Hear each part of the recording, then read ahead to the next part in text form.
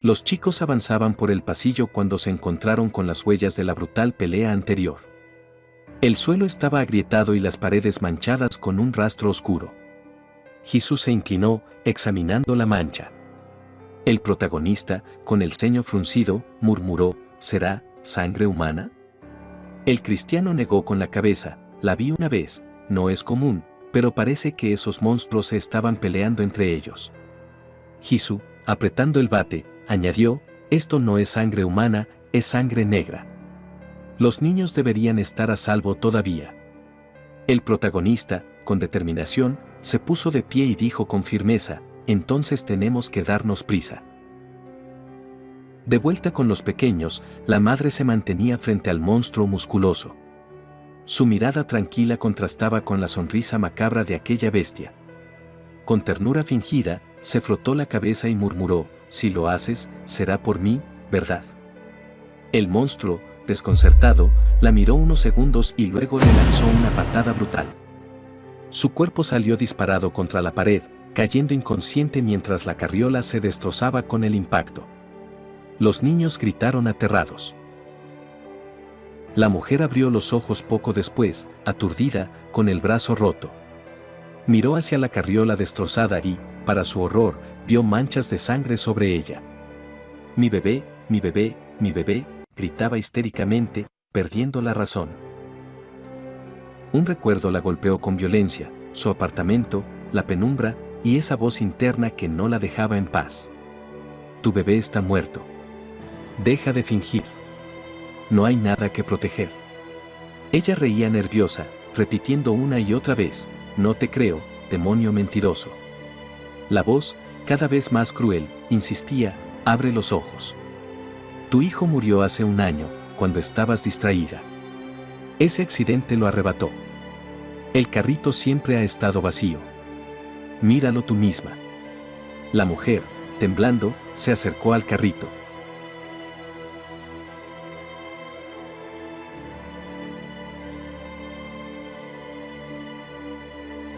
Ante los ojos del mundo, no había nada dentro, pero para ella, un bello bebé descansaba plácidamente. Acariciando el aire, murmuraba: por supuesto que eres un mentiroso. Mi dulce pequeño está bien. De vuelta al presente, el monstruo musculoso levantó el pie y, con un solo pisotón, terminó de destrozar lo que quedaba de la carriola. La mujer gritó desgarrada, mientras todo su cuerpo comenzaba a temblar de odio y desesperación. El monstruo se aproximaba lentamente, y en ese momento los chicos llegaron corriendo, gritando: «Señora». Ella se incorporó lentamente, con el rostro distorsionado entre lágrimas y furia. Murmuró: «Al final, lo sabía. Sabía que mi hijo ya no estaba en este mundo». No tuvo tiempo de más. El monstruo descargó sobre ella un golpe brutal que hizo temblar el suelo, agrietándolo bajo sus pies. Los chicos observaron horrorizados. El protagonista gritó con todas sus fuerzas: «¡Corran!». Los niños, temblando, obedecieron. Se refugiaron detrás de ellos, mientras el monstruo, con esa sonrisa deformada, seguía repitiendo sus palabras grotescas: «proteína, masa». El cristiano, con la katana lista, murmuró: «¿Cómo se supone que vamos a detener esto?». Jesús, apretando los dientes, respondió como si supiera algo más de lo que decía: «Déjamelo a mí».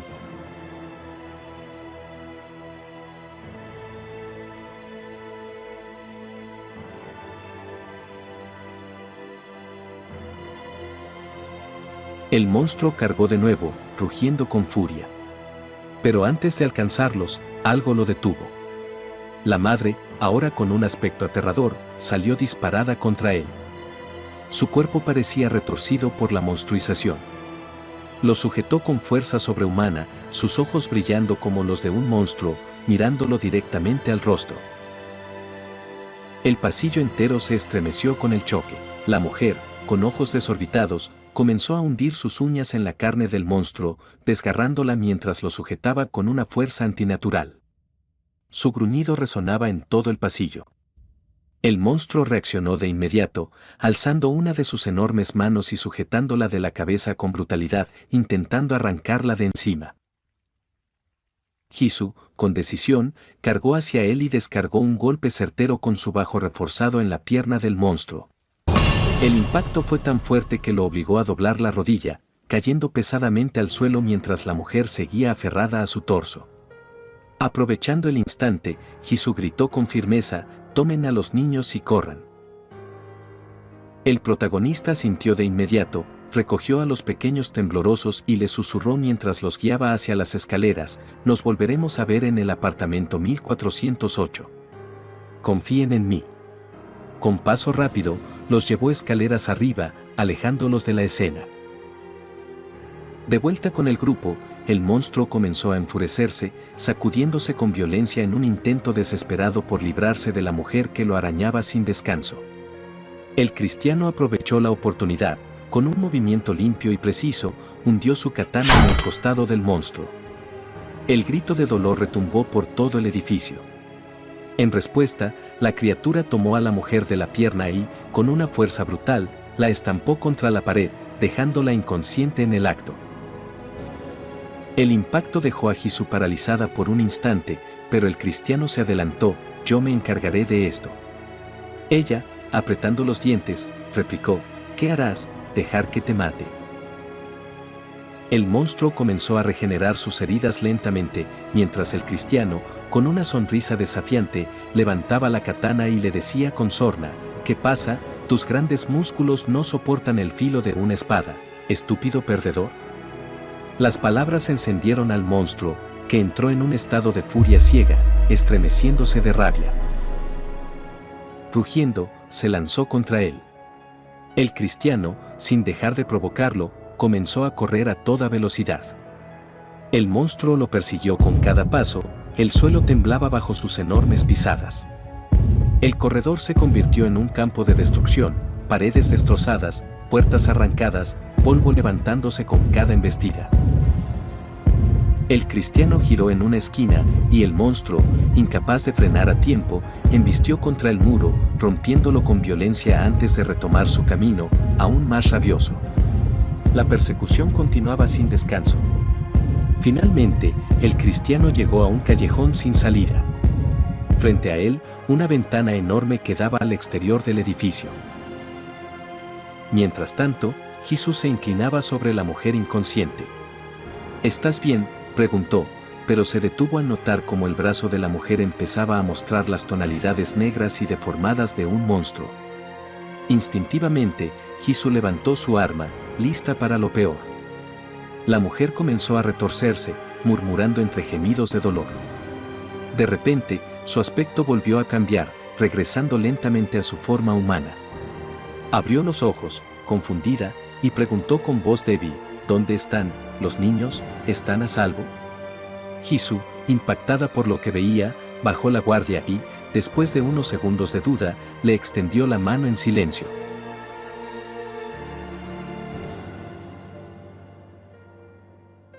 De vuelta con la persecución, el cristiano permanecía quieto frente a la ventana.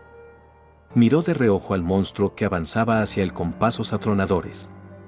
Con una sonrisa serena, murmuró: «No hay mayor amor que dar la vida por los amigos».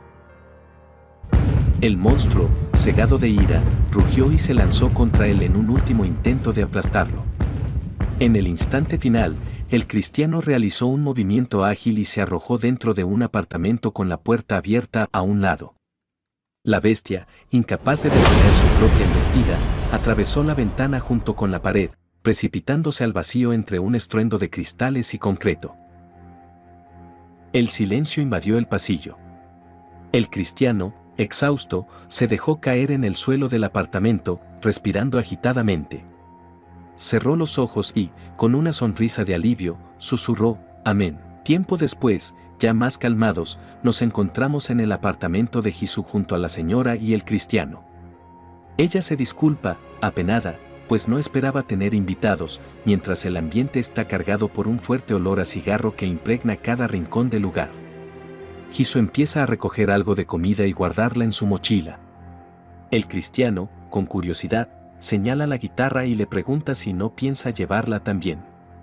Jesús se queda en silencio, la mira fijamente y su expresión se endurece. Ese simple objeto la transporta a un recuerdo doloroso, ella sosteniendo una nota que decía ahora es tuyo, Aeran. En la memoria, Jisoo abraza con fuerza la guitarra y llora desconsolada.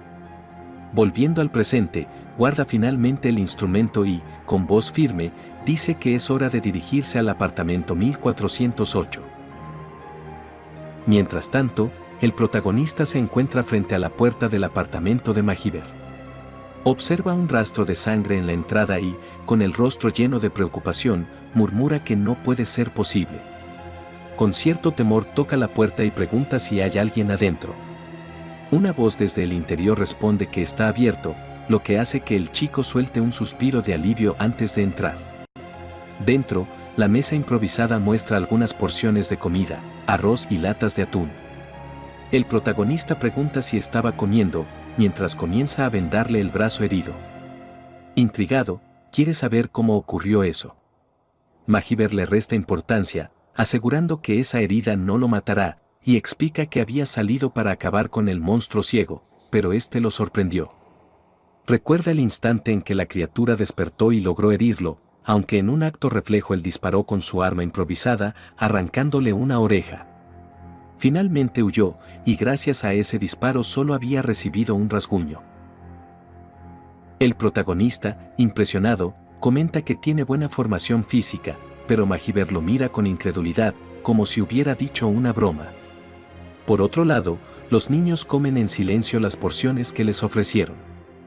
Mahiber los observa con seriedad y comenta que en tiempos así lo más difícil es encontrar algo por lo cual seguir viviendo, pero tal vez ellos ya encontraron su razón. La niña, sin tocar la comida, permanece cabizbaja y triste, con lágrimas contenidas. Mahiber le dice con voz suave que coma tranquila, que no hay problema. Ella solo lo mira en silencio. Preocupado, pregunta por los demás sobrevivientes. Explica que están enfrentando al monstruo musculoso en ese mismo instante y que deben ir a ayudarlos. Mahiber lo interrumpe con calma, señalando que parece que todo terminó, pues arriba reina un inquietante silencio. El chico frunce el ceño, preocupado, y replica que fue él quien los arrastró a esa pelea para salvar a los niños, que no puede quedarse de brazos cruzados. Mahiber responde sin dureza, pero firme, que no es su culpa. En ese momento, tocan a la puerta. Mahiber reacciona por instinto, levantando su arma y apuntando a la entrada. El protagonista lo detiene rápidamente, sonriendo con alivio, son ellos. Y así es. Minutos más tarde, todos comparten una comida improvisada. Latas abiertas, raciones repartidas, voces mezcladas en una extraña calma. Mahiber, con una leve sonrisa, confiesa que hacía mucho tiempo no comía acompañado de tantas personas y que aquello le agrada. Incluso le ofrece una bebida al cristiano, en reconocimiento por derrotar al monstruo. Este la rechaza con educación, diciendo que no bebe y cuestiona si es correcto disfrutar de alcohol en tiempos como esos. Mahiber se encoge de hombros y responde que de todos modos todos morirán en algún momento, así que ¿por qué no divertirse un poco? La conversación se dispersa. Mahiber pregunta dónde aprendió a usar la katana y el cristiano responde sin dudar que en el club de Kendo. Mientras tanto, Jisoo permanece en silencio, observando la escena con una leve sonrisa hasta que su mirada se detiene en la señora, que está cabizbaja y callada. De pronto, los niños se acercan a ella y, inclinándose con ternura, le agradecen por haberlo salvado. La mujer los mira y, entre lágrimas contenidas, les dedica una sonrisa sincera. Jisoo los observa sin intervenir, pero su pensamiento se ensombrece, hay 2 personas infectadas en la habitación. ¿Acaso estarán realmente seguros? Recuerda cómo aquella mujer, aún al borde de la monstruosidad, se lanzó contra el musculoso para salvarlos. Y se pregunta, ¿es posible que un monstruo salve a un humano? El silencio se rompe cuando el cristiano pregunta si Mahiber tiene televisión. Este asiente y responde que sí, aunque duda si quieren que la saque. Jisoo interviene, son las 8 en punto. Entre todos colocan el viejo aparato y lo encienden. La pantalla se llena de estática, pero todos guardan silencio con la esperanza de recibir noticias. El cristiano explica que, de vez en cuando, transmiten información a esa hora, aunque la calidad es pésima. Parece que hoy no habrá señal, pero de pronto la imagen se restablece. Frente a ellos aparece un periodista entrevistando a Sang-hwa, de la Asociación de Caza de Corea. Jisoo, con el ceño fruncido, se pregunta en voz baja, ¿Asociación de Caza? La transmisión se reanuda justo cuando el cazador asegura que si existe una ventana para matar a esas criaturas, hay un periodo en que van y vienen entre forma humana y monstruo, y en ese momento son vulnerables. Si les cortas partes vitales, ojos, oídos, un miembro, no pueden regenerarse, pero una vez completada la transformación, ni siquiera volarles la cabeza los detiene, pues su capacidad de recuperación es asombrosa. El periodista pregunta si eso significa que las armas de fuego son la solución y el invitado confirma que fuego, electricidad y explosivos son efectivos cuando destruyen el cuerpo por completo, aunque la logística y la ética de disparar a alguien que aún parece humano complican todo. Justo cuando explica cómo construir armas capaces de herirlos, alguien grita que ha entrado un monstruo en el estudio y la señal se corta en el peor momento. En el apartamento, Mahiber maldice por la interrupción.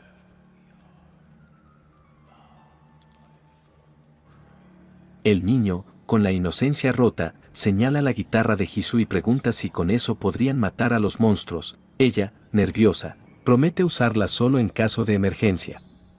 La charla se va tornando íntima y tensa, el muchacho confiesa en voz baja que también está infectado y pide, con voz temblorosa, que cuando se transforme del todo no duden en matarlo. El silencio cae como una losa hasta que Jisoo, arrodillada frente a él, lo mira a los ojos y le pide en tono casi maternal que también le permita pedirle a ella lo mismo cuando llegue ese día. Él asiente, apenado, y la promesa queda sellada entre ellos. Ya de noche, fuera del edificio,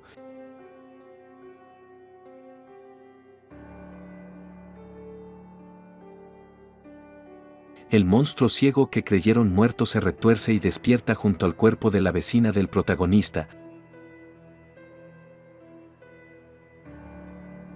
La criatura vuelve a masticar, regenera orejas, estira sus sentidos y oye algo que le llama la atención. En el pasillo se oyen voces discutiendo qué plantas bloquear y hasta insultos del mafioso y la chica fumadora. De pronto la bestia extiende un brazo, lanza y perfora una ventana.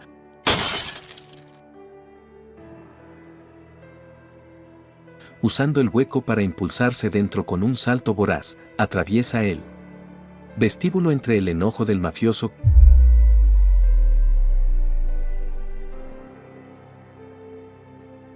que grita, pequeña mierda, que miras, y la mirada horrorizada de la chica, que balbucea que no tiene ojos. Mientras la noche se espesa y el edificio vuelve a entender que el peligro aún no ha terminado. El mafioso apartó a la chica con un empujón y ella, desafiante, le preguntó si en serio pensaba enfrentarse a esa cosa. Él respondió con un encogimiento de hombros, ¿qué alternativa tenemos? La criatura emitió un gruñido, ahí está, y retorciendo su brazo lo lanzó como una lanza.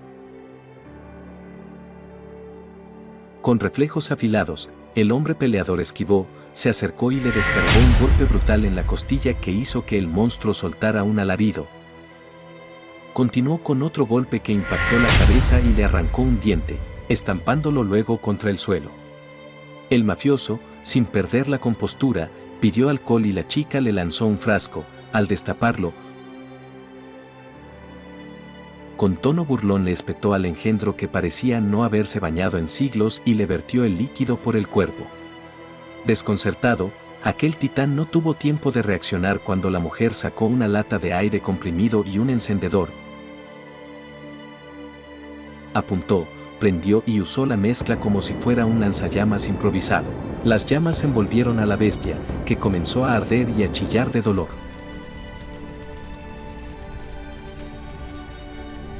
«Hora de que mueras, ciego de mierda», masculló el mafioso y le dio una patada que lo envió volando.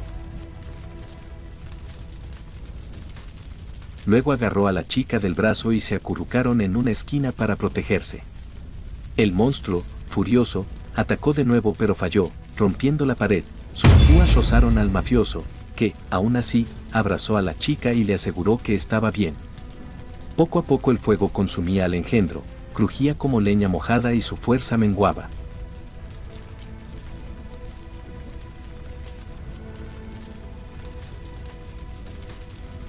Entre los gritos de alarma apareció el hermano de la chica, empuñando un extintor. ¿Qué demonios pasa aquí? El mafioso, con aire soberbio, contestó que acababan de matar a un monstruo. El joven comenzó a apagar las llamas mientras otro superviviente señalaba la sangre del hombre, que éste restó como un rasguño. Con calma, el hermano agradeció a Dios y dijo que era un monstruo pequeño. El mafioso asintió. Los pequeños no son gran cosa. Un tipo analítico apuntó que esas criaturas parecen centrarse en fuerza y regeneración, por lo que su defensa fue débil y su resistencia al fuego pésima. La chica sonrojada explicó que hablaba así porque juega muchos videojuegos. Alguien pinchó el cadáver para comprobar si realmente estaba muerto y preguntó qué hacer con él. Otro, con pragmatismo brutal, recordó la escasez de comida y hubo caras de incredulidad. El mafioso, clavando la bota en el cuerpo, pidió un marcador.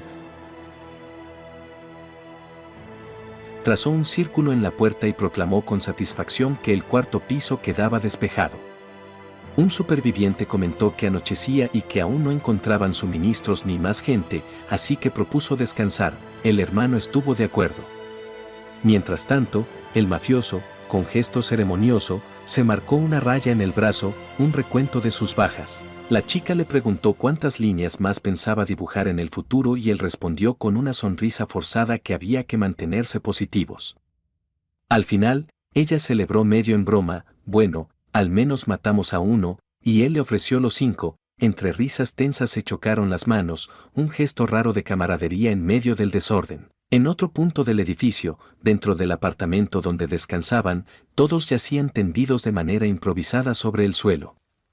Jae-un-cha, agotado, dormitaba inquieto, mientras Jisoo, despierta, lo observaba con el bate en mano. En su mente resonaba aquella voz oscura susurrándole que no confiara en nadie, lo que lo hizo sobresaltarse y apartarse de golpe. Jisoo, con el rostro adormilado, le preguntó por qué se asustaba tanto y le recordó que era su turno de montar guardia. Minutos después, ambos estaban sentados juntos mientras los demás dormían. Los niños, acurrucados junto a la señora, murmuraban en sueños mamá y papá. Jisoo rompió el silencio diciendo que era increíble cómo el instinto de supervivencia podía hacer que durmieran tan pacíficamente en una situación así. Jae-un permaneció callado. Ella se presentó, soy Jisoo-jun, tengo 20 años. Él dudó, nervioso, antes de responder, soy Jae-un-cha, tengo 18. Ella comentó que era una edad difícil y, otra vez, el silencio incómodo volvió a instalarse entre ellos. Con cierta incomodidad, Jisoo se disculpó por tener pensamientos tan pesados, pero él le recordó que ya se había disculpado antes. Ella insistió en que, a pesar de haber terminado su turno, no podía dormir. Jae-un respondió que estaba bien y volvió a callar. Entonces ella, más directa, preguntó, ¿qué sientes cuando estás a punto de transformarte? Jae-un palideció. Admitió que no lo sabía exactamente, que era como tener algo en su mente intentando controlarlo sin descanso. Si bajaba un poco la guardia, lo invadiría por completo. Había resistido una vez, pero no sabía si podría hacerlo otra vez. Jisoo lo escuchó preocupada, sin comprenderlo del todo. Él entonces contó que en el piso 2 se vio algo extraño, un monstruo con un cuerpo como líquido transparente que simplemente lo miró y se fue. ¿Qué deseo habrá pedido ese monstruo?, se preguntó en voz baja. Jisoo reflexionó que quizá, si se transformó después de que todo esto empezó, su deseo era volverse invisible para sobrevivir entre los demás. Según ella, mientras más tiempo pasaran aislados, más hambre tendrían los monstruos y más de ellos aparecerían, lo cual haría todo aún más aterrador. Intentó hacer un gesto terrorífico bromeando, pero solo consiguió incomodarlos a ambos. Jae-un, preocupado, comentó que las cosas se veían muy mal.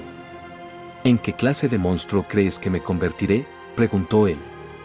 Ella respondió que no podía contestar, aunque de pronto notó algo y le tomó la mano. Al observar las cicatrices de autolesión en sus muñecas, le preguntó cuándo se había hecho eso. Jae-un apartó la mirada y confesó que fue hace mucho tiempo, que no era algo de lo que se sintiera orgulloso. Ella, con gesto severo pero preocupado, le apretó las mejillas y le pidió que nunca más volviera a hacerse daño así. Jaihun apartó su brazo molesto: no es asunto tuyo. No sabes nada de mí. Incluso intentaste matarme con ese bate y ahora actúas como si nada. Es ridículo. Jisoo replicó que nunca intentó matarlo, solo lo apuntó, y el silencio volvió a caer. Jaihun murmuró que no importaba, incluso si muriera, no habría nadie que llorara por él. Ella lo contradijo, pero él insistió con enojo: no, porque todos están muertos. Todos murieron en un accidente antes de que el mundo se fuera a la mierda, todos, excepto yo. Esto realmente apesta. Jisoo lo miró con pena, se disculpó suavemente y le aseguró que debía haber alguien que creyera en él.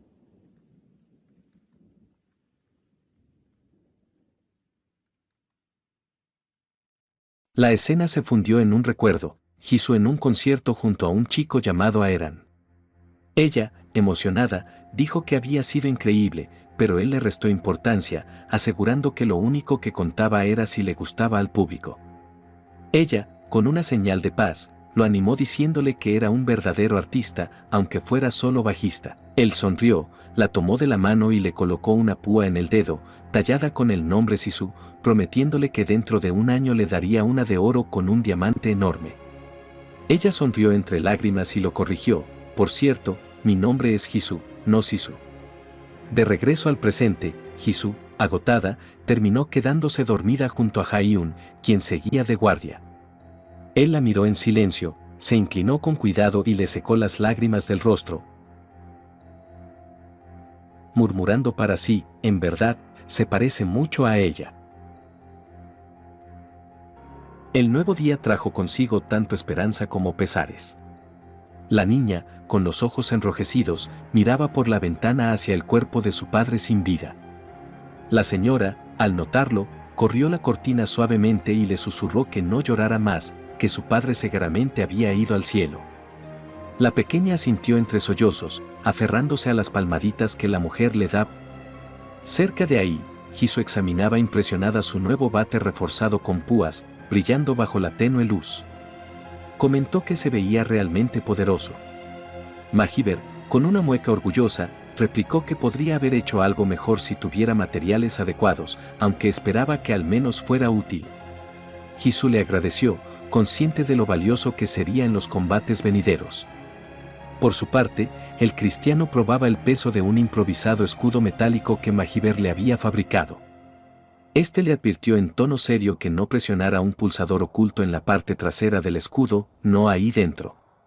Con sus nuevas armas, tanto Jisoo como el cristiano parecían listos para salir. Mahiber, sin perder su tono burlón, dijo que era triste despedirse, pero agradecía la compañía. Preguntó cuál era su plan. Jisoo contestó con seguridad: primero, apuntar a la cabeza, bajar hasta la primera planta, salir del edificio y luego conseguir un coche para buscar un refugio seguro.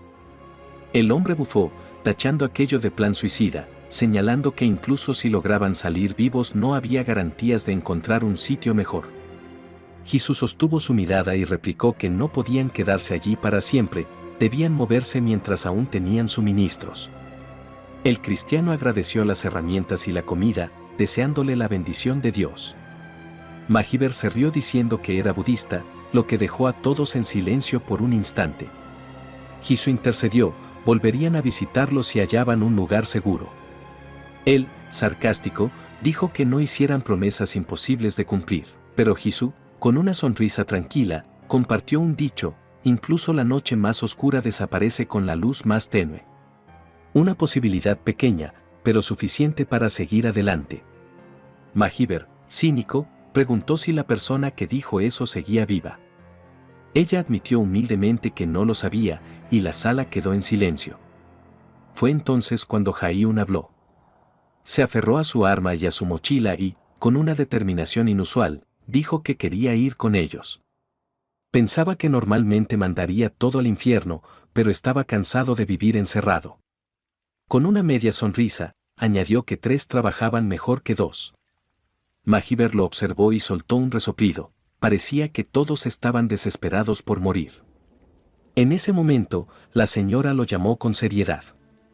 Le pidió un favor, que, si era posible, recuperara el cuerpo del padre de los niños. Los pequeños bajaron la cabeza, invadidos por la tristeza.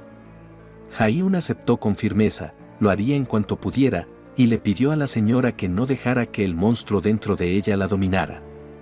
Ella, con ojos húmedos, le dio las gracias. Los niños también se acercaron. Le rogaron que se cuidara y le pidieron, con inocencia temblorosa, que no se convirtiera en un monstruo. Él sonrió suavemente y asintió. Con todo decidido, los tres, Jaihun, Jisoo y el cristiano, dejaron atrás el apartamento. Mahiber los despidió con ironía, murmurando que ahora parecía el jefe de una guardería. Afuera, en el pasillo, los tres caminaban en silencio, preguntándose dónde podrían encontrar un coche. El cristiano dijo que probablemente en el aparcamiento trasero. Jaihun se detuvo, dudando. Admitió que tal vez Mahiber tenía razón, si salían, morirían. Jisoo lo encaró y le preguntó qué proponía entonces. Él, inseguro, dijo que tal vez había más supervivientes en la primera planta y que tenían que buscarlos. Mientras tanto, en las profundidades del edificio, el cuerpo del monstruo musculoso permanecía donde había caído. Su piel se regeneraba lentamente, la carne desgarrada cerrándose con grotesca rapidez. Sus músculos crecían aún más, teñidos de un tono rojizo que lo hacía ver más aterrador que nunca. La bestia volvía, más poderosa que antes. Bajaron las escaleras con paso contenido hasta que la entrada de la planta les golpeó en la cara. Estaba cubierta de sangre seca y el aire olía a putrefacción. Decidieron saltarse ese piso y seguir adelante. Jisoo le indicó a Jaihun que cuidara su espalda mientras avanzaban, pero él se detuvo y les llamó, dudando: ¿están seguros de omitir ese nivel? Podría haber suministros útiles. Ella respondió con firmeza que lo más valioso ahora eran sus vidas, así que no había más discusión y continuaron. Al llegar a la planta siguiente encontraron el cuerpo de alguien tirado en el pasillo. En silencio registraron el entorno y, al no oír criaturas cercanas, suspiraron aliviados. Jisoo se acercó y notó que el cadáver aún conservaba calor, buscó en sus pertenencias y sacó un cable de cargador, una barra de chocolate y una cartera. Mirando a Jaihun le aseguró que no se quedaría con la billetera, pero al final le lanzó el chocolate, que él guardó con manos temblorosas. Ella bromeó que ahora eran cómplices y él contestó que por sobrevivir haría cosas peores. De pronto el detector empezó a pitar como loco, algo se acercaba a gran velocidad. Desde la escalera surgió una figura horrible, una persona deformada con tentáculos brotando de la espalda como si fueran piernas, moviéndose con rapidez y una expresión aterradora. La criatura arrancó el cuerpo del hombre muerto.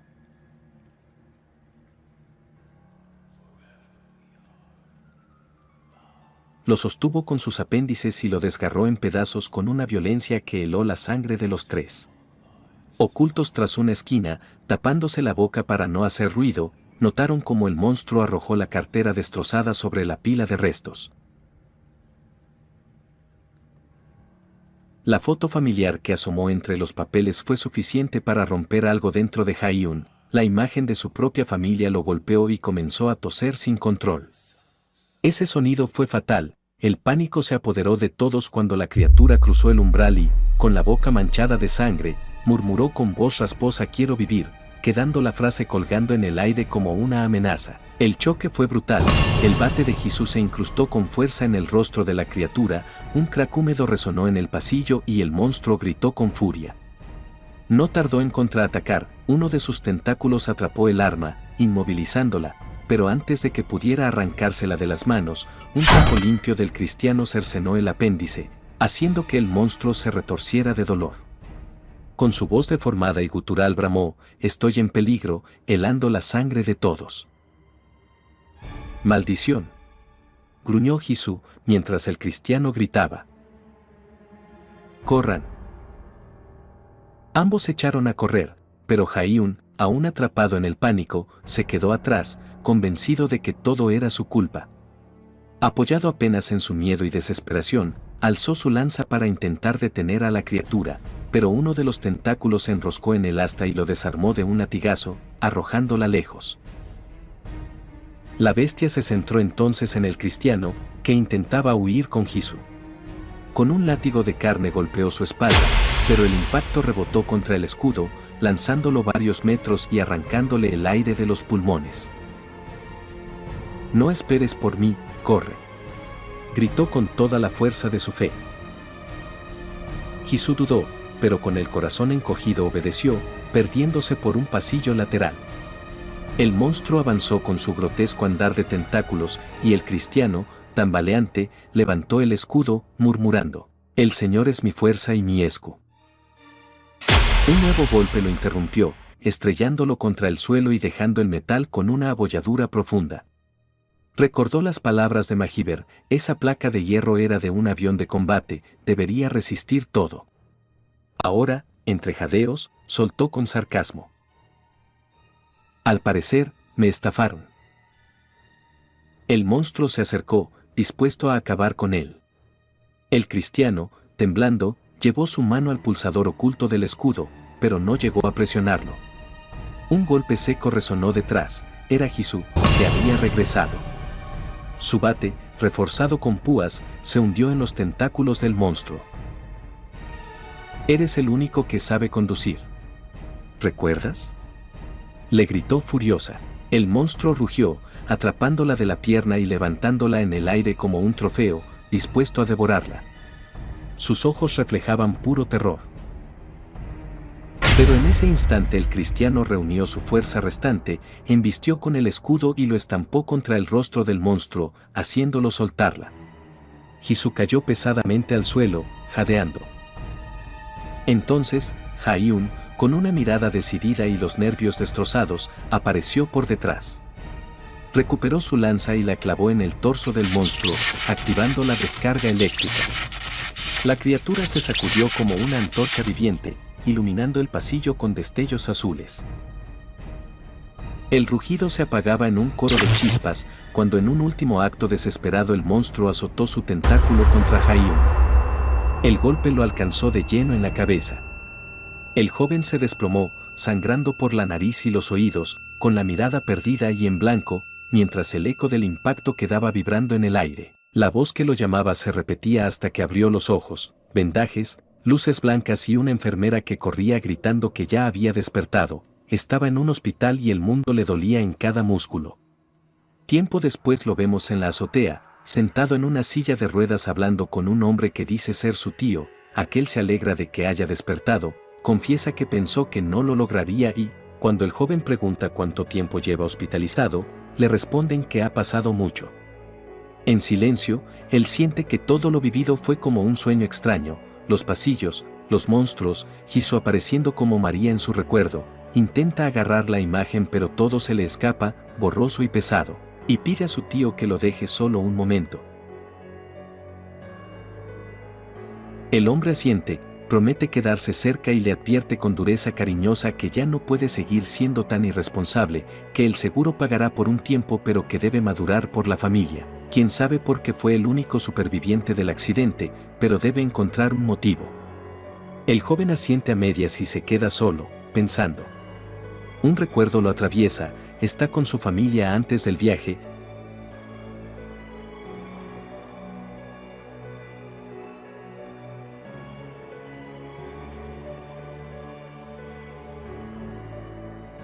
Su madre le sujeta las manos con cariño y él, avergonzado, mira a otro lado mientras en la carretera ojea noticias sobre el estreno del live action de su anime favorito. Lee que la actriz principal es Hsu-Yun y piensa que esa adaptación arruinará la historia, aunque no puede dejar de comparar el rostro de ella con la actriz. La memoria se encona: su padre, agresivo, lo llama recluso social y le exige madurar. La hermana protesta por arruinar el viaje, la madre intenta mediar y él explota, soltando insultos que calan hondo.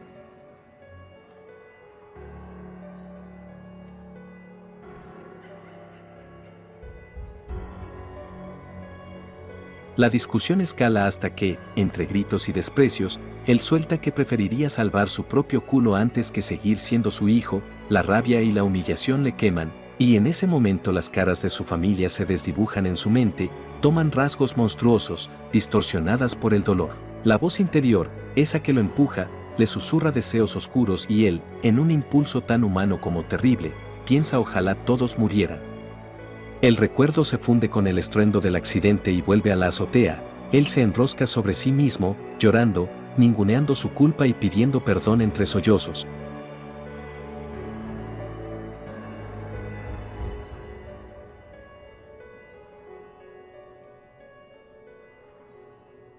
El tío lo observa desde la distancia, preocupado.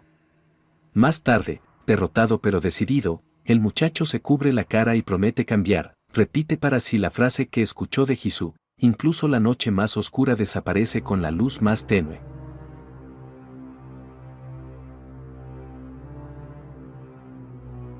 El tío añade, con voz grave, que esa chispa crece y que debe aferrarse a ella. La imagen del hombre se distorsiona por un instante, se pliega en la figura que él mismo conoce demasiado bien, esa voz que se llama deseo, la misma que susurró dentro de él en medio del apocalipsis, y que ahora, en ecos, parece nombrar al pequeño bastardo que lo empuja a seguir.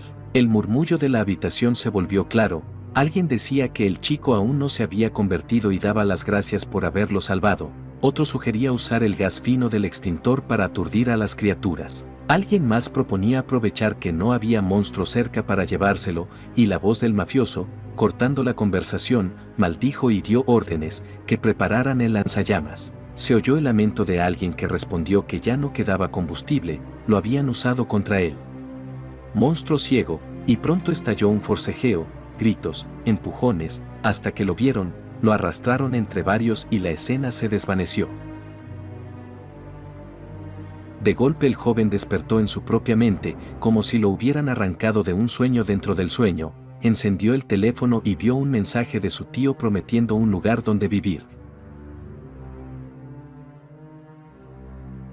Luego encontró en la bandeja de entrada la confirmación de entradas con acceso anticipado al último episodio de su anime favorito y por un segundo sonrió, preguntándose si realmente tenía un tío en quien confiar.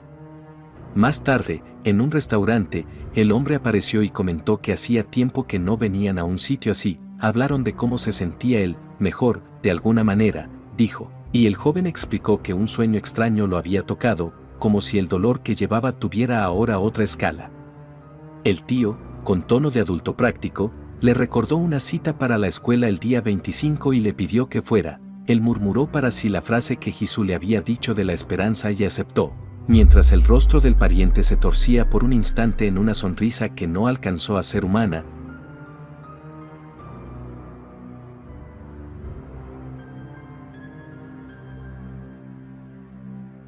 Volvió en sí y repitió la instrucción de ser puntual.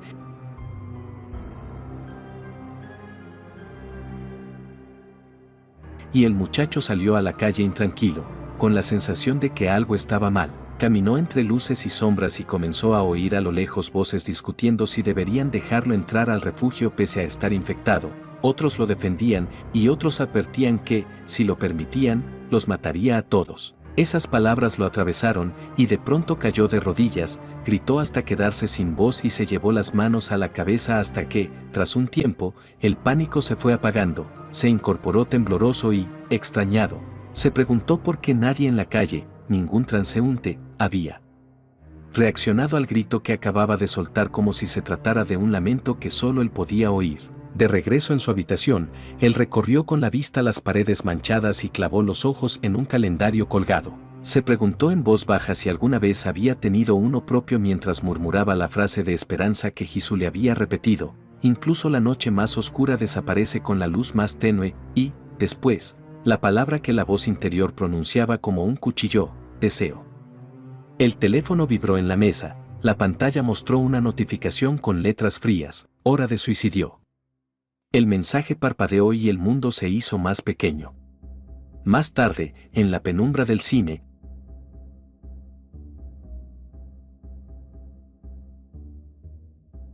permaneció casi solo entre las sombras, la película terminada y los créditos deslizándose, vio la pantalla con el corazón hecho trizas y lanzó la acusación que le ardía: no puedes crear nada que no haya imaginado. ¿Estoy en lo correcto, tío, o debería llamarte monstruo?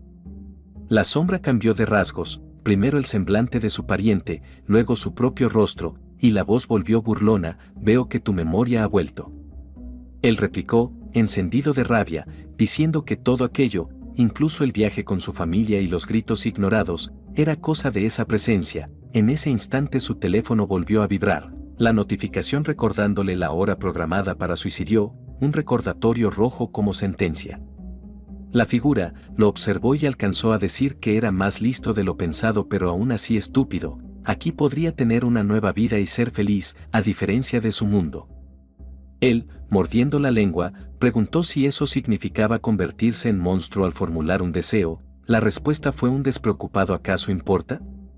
La lanza eléctrica apareció en su mano como si siempre la hubiera llevado, la apuntó con decisión y exigió saber qué era. El tío se desdobló en un doble suyo y lo llevó a un puente sobre un río sucio, hablándole con venenosa calma. Podía limpiar esa agua, pues aquí todo podía ser mejor. El tiempo corría distinto y había espacio para elegir entre volver al mundo real y pelear por sobrevivir o rendirse a su deseo. El otro le decía que él siempre intentó escapar de la realidad, pegado en su computadora hablando mentiras. ¿Por qué no cede y se queda en este mundo el cual puede ser moldeado a su parecer? Lo único que busco es un deseo, pero tú siempre quieres más. Nosotros somos fieles a nuestro deseo, pero ustedes malditos hipócritas.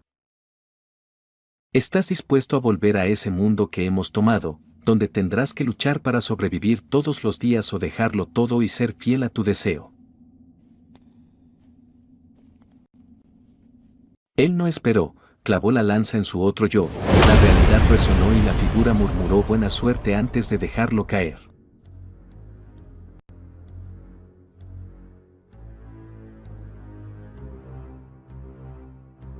Despertó de golpe en la realidad, acostado en una cama, y frente a él dos figuras observándolo con ojos atentos. La lanza ya no estaba, pero en su pecho latía una certeza peligrosa. Decidir ya no era solo permitir que el mundo lo cambiara, sino escoger qué parte de sí mismo quedaría cuando todo hubiese terminado. El hermano lo saludó con una sonrisa, comentando que ahora se veía mejor y preguntándole si tenía 18 años igual que él.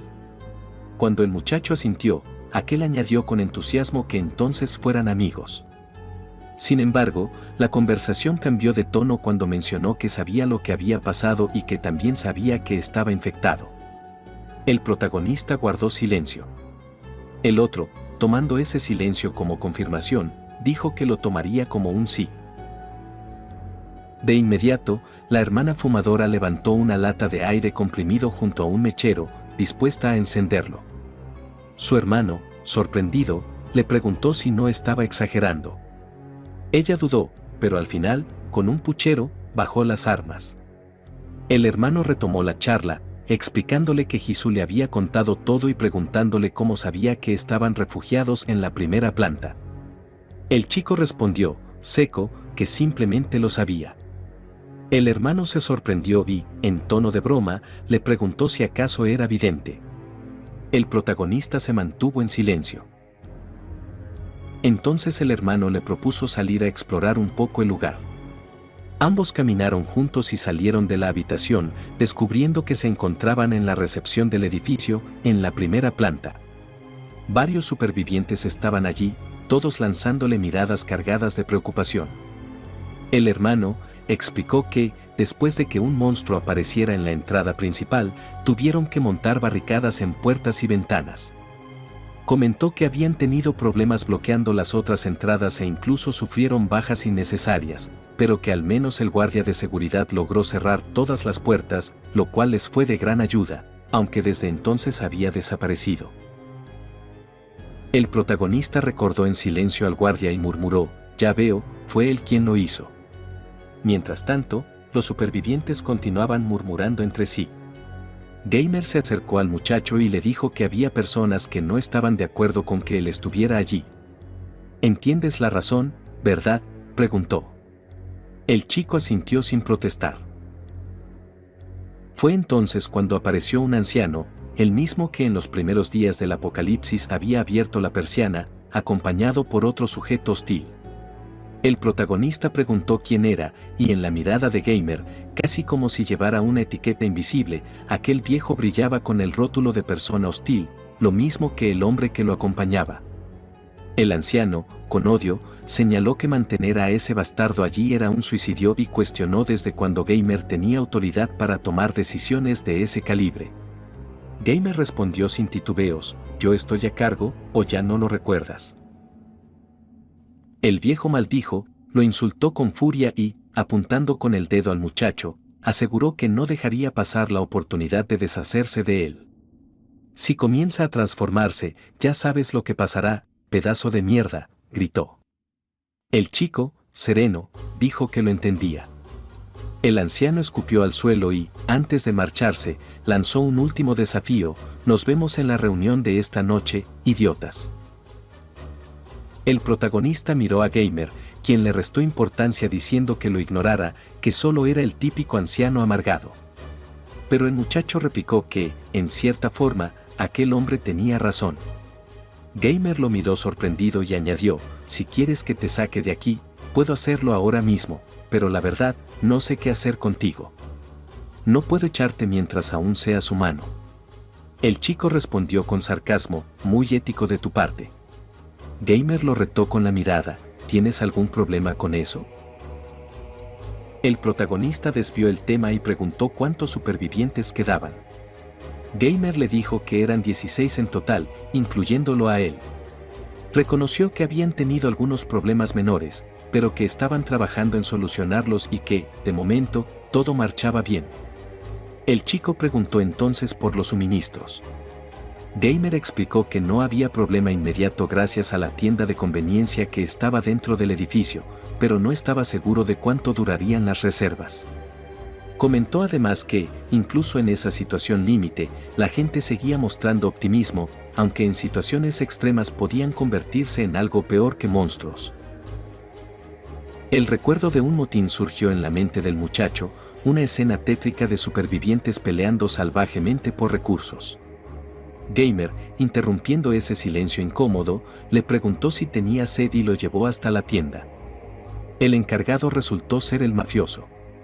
Al verlo, el protagonista lo reconoció de inmediato y, en voz baja, preguntó si también era hostil. Gamer confesó que, para ser sincero, todos lo eran, excepto él.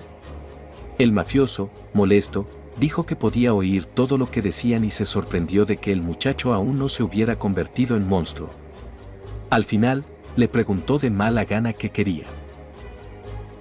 Gamer explicó que parecía deshidratado y pidió si podía darle un refresco gratis.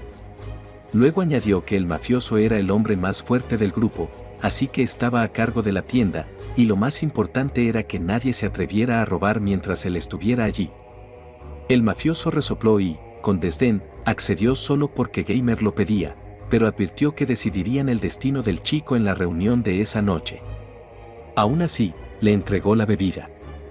Antes de que se fueran, agregó que habían perdido a un compañero en la última expedición por salvarlo a él, una muerte innecesaria según sus palabras. La imagen del monstruo de tentáculos matando a aquel superviviente volvió como una sombra dolorosa. Ya en la noche, con todos reunidos, el anciano alzó la voz. «Mantener a ese bastardo aquí es muy peligroso, debe irse inmediatamente», exigió. El cristiano replicó con indignación: «Por Dios, ¿en serio quieres echarlo?». El viejo lo insultó de nuevo, llamándolo fanático religioso, y argumentó que era por el bien de todos.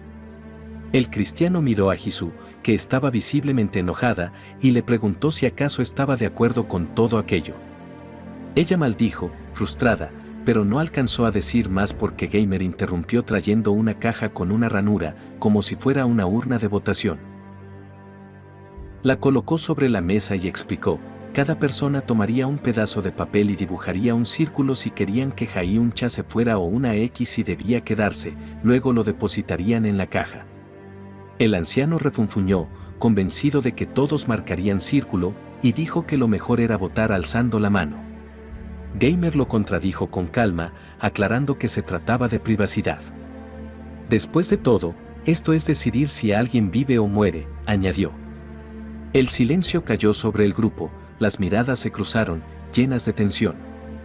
Nadie podía negar lo obvio, esa votación era, en esencia, una sentencia de asesinato. El anciano interrumpió bramando que todo aquello era una mierda, que se podía pudrir la privacidad, que si esto era decidir sobre la supervivencia no había lugar para sentimentalismos. Y mirando a su esposa le espetó con voz de mando que alzara la mano. Seonan, turbada, balbuceó un qué, mientras él la obligaba con improperios. La joven Jameson intervino entonces defendiendo la votación secreta como algo razonable y democrático, lo que encolerizó aún más al viejo, que respondió que democracia con el mundo en ruinas no tenía sentido y mandó callar a la chica, quien temblaba de miedo. El viejo siguió vociferando hasta que el mafioso le ordenó que parara, y ante esa presión el hombre se contuvo. Gamer, con la calma que le pertenecía, dijo que el señor Kim había dejado clara su opinión y que ahora quería escuchar al resto sobre el sistema de votación, que cada cual siguiera sus principios.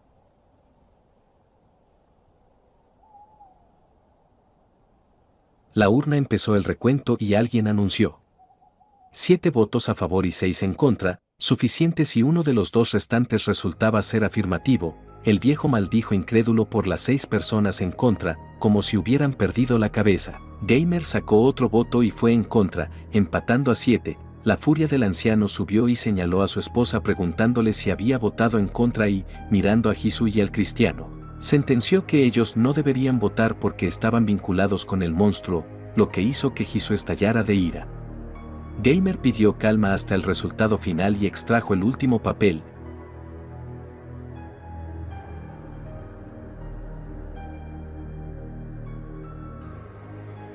Inválido, con un triángulo dibujado,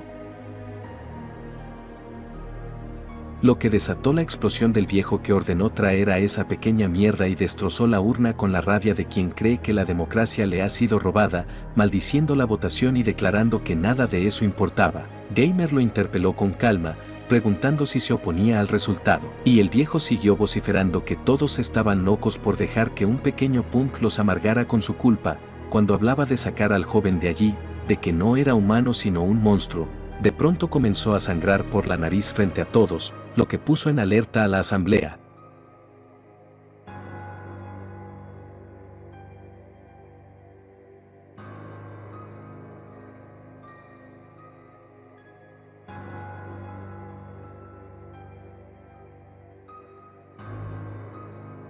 El anciano, desesperado, intentó excusarse diciendo que era cansancio, pero la tensión subió y la gente retrocedió. Entonces el protagonista entró en la sala, se plantó delante de la multitud y advirtió con voz fría que se prepararan a menos que quisieran que los monstruos los devorasen.